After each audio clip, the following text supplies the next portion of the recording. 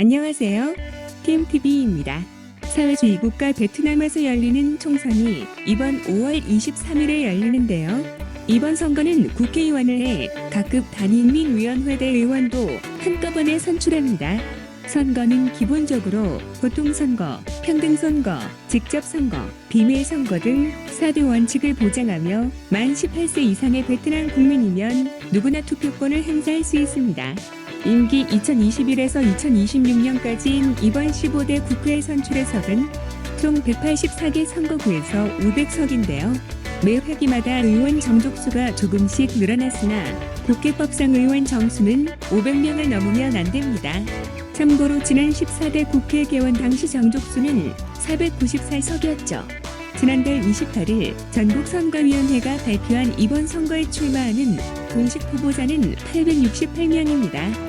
전국선거위원회는 지명된 후보자 명단을 지역선거위원회에 보내 후보자 명단을 게시할 수 있도록 조치했습니다.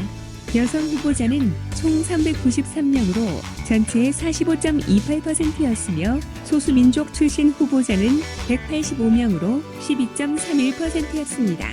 후보자 중 205명이 14대 국회의원이며 연령별로는 40대 미만이 224명에 달했으며 최연소 후보는 24세, 최연장자는 77세입니다.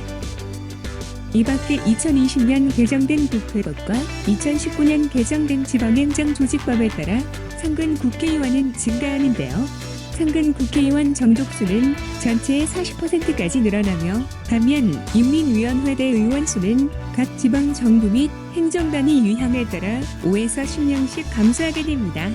또한 2021년 1월 1일부로 발효된 새 노동법에 따라 정년도 조정됐습니다. 상근 위원 수를 늘리는 것과 관련해 부이반경 국회 사무총장은 국회의 역량을 높이기 위한 조치라고 설명했습니다. 선거 구제는 기본적으로 인구 10만 명당 1개 의석을 갖는 대선거 구제입니다.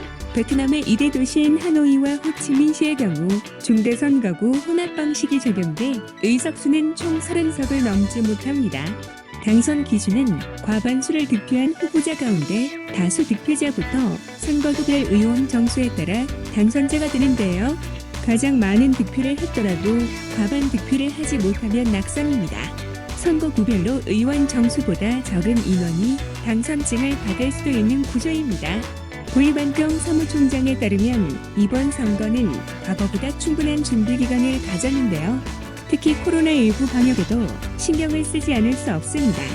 부이반경 사무총장은 코로나의 위협이 여전히 존재하고 있지만 각 지역의 투표 준비를 평가한 결과 이에 따른 준비가 완료된 상태에서 선거가 열릴 것이다라며 그럼에도 예방 및 통제 노력이 우선되어야 하며 선거가 안전하고 효율적으로 진행되도록 만반의 준비를 하고 있다고 밝혔습니다.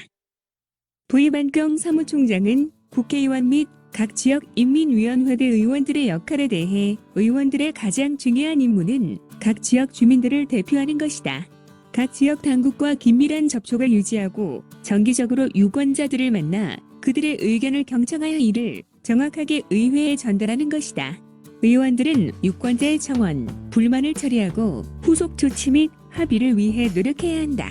또한 자신의 의정 활동을 유권자들에게 지속적으로 알려야 한다고 강조했습니다.